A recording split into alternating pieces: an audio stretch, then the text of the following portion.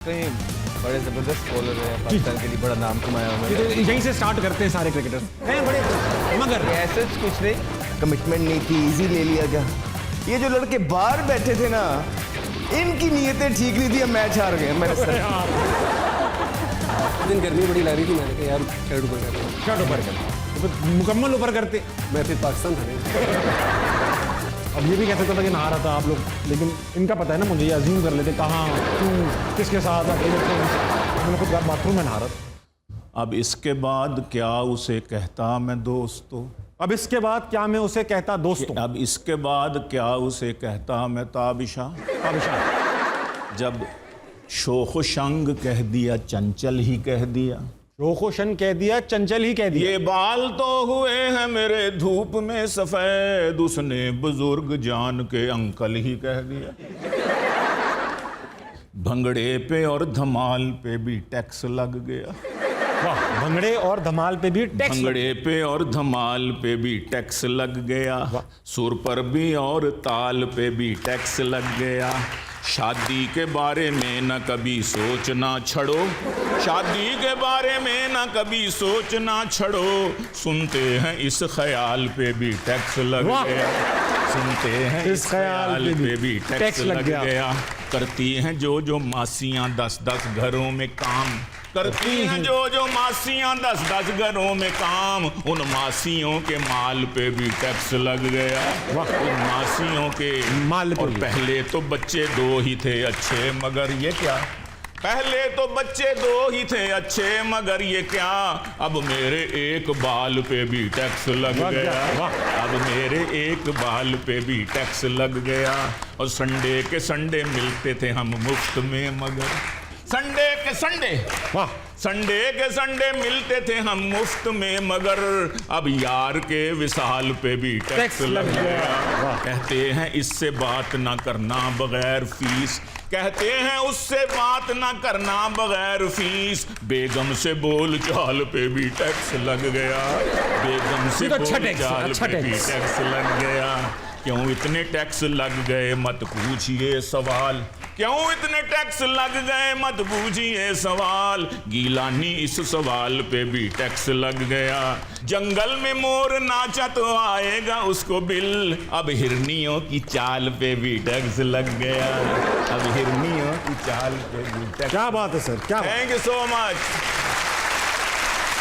इजाजत clear sir, Gilani साहब बैठे ना, एक बात क्लियर करता चलो, सब समझ रहे हैं कि आप मोबाइल से शायरी पढ़ लेते, नहीं मोबाइल में कुछ और देख रहे थे, शायरी दिल से पढ़ लो। मोबाइल पे सर VPN आपने अच्छा लगाया। Thank you, thank you, thank you. ताली होनी चाहिए गिलानी साहब की।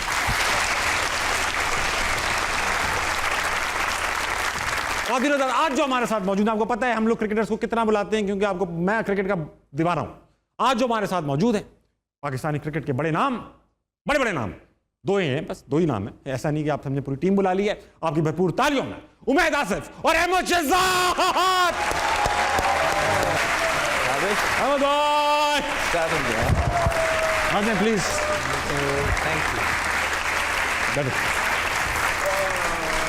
भाई वाह, कैसे हैं सर? वेल, बहुत दिनों बाद आज आप टीवी पे दिखाई दे रहे हैं, कहाँ थे, कहाँ छुप गए थे? नहीं ऐसे ही है, साल में एक आधी दफा आ जाना चाहिए इंसान को।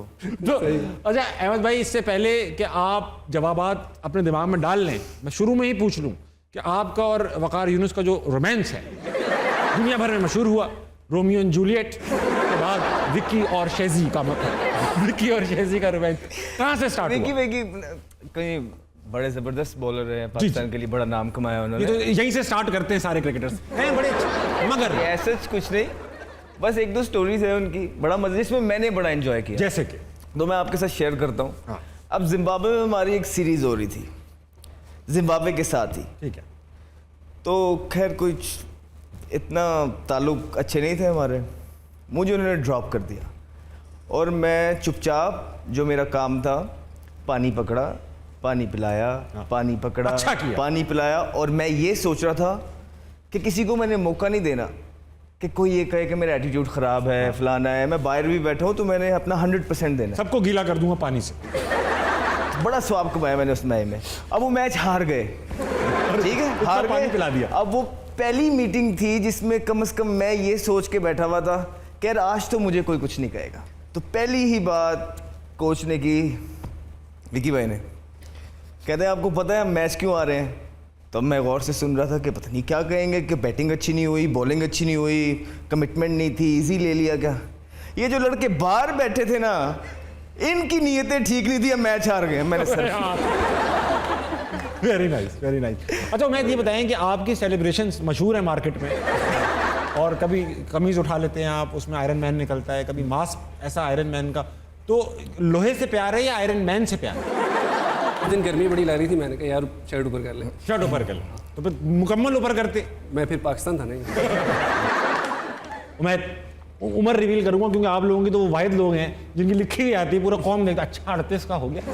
तो आप अब 38 के हो चुके, इंटरनेशनल क्रिकेट पे नज़र है, या अब आप कहते हैं यार डोमेस्टिक ही खेलूंगा? वो नजर होती है लेकिन एज का याद करके हट जाती है। और ये मैं क्या देख रहा हूँ। इसलिए मैं देखता ही नहीं अपनी age। Just number. देखें ये स्ट्रेंथ एंड कंडीशनिंग का दौर है, तो आप अपने आप को फिट रखें, आप मुकाबला कर सकते हैं अंडर 19 का, तो you should keep going, you know. अच्छा, तो आप अभी अंडर 19 तो नहीं खेलना चाहते हैं ना? नहीं, मैं अब तो अंडर 19 हूँ, रातें निकाल के। एग्जैक्टली। अच्छा उमैद, मैं आपकी एज से बताऊं क्या हुआ। मैं बचपन से ना क्रिकेट बहुत शौक है मुझे, बहुत शौक। अब क्या हुआ कि मैं भी अब 37 साल का हो गया। अब जब मैं 37 का हो गया, मैंने डोमेस्टिक किया, अंडर 19 किया, कुछ भी नहीं खेला हुआ। तो मैं बाथरूम में एक दिन नहा रहा था। अब ये भी कह सकता था कि नहा रहा था आप लोग, लेकिन इनका पता है ना मुझे, ये अज्यूम कर लेते कहाँ, क्यों, किसके साथ, अकेले थे। मैंने खुद कहा बाथरूम में नहा रहा था। मुझे ख्याल आया यार अब मैं 37 का हो गया, अब तो मेरा कोई चांस ही नहीं है। तो उधर ही बाथरूम में मैंने क्रिकेट खेलने का, तो मैंने बाथरूम में अपनी क्रिकेट से रिटायरमेंट का ऐलान किया, हर फॉर्म से, अपने आप से ही। सही किया। ठीक किया ना। मैं भी बड़ा अच्छा बॉलर हूँ डोमेस्टिक में। डोमेस्टिक यानी घर पे, घर बहुत अच्छी वन टिप खेलता हूँ।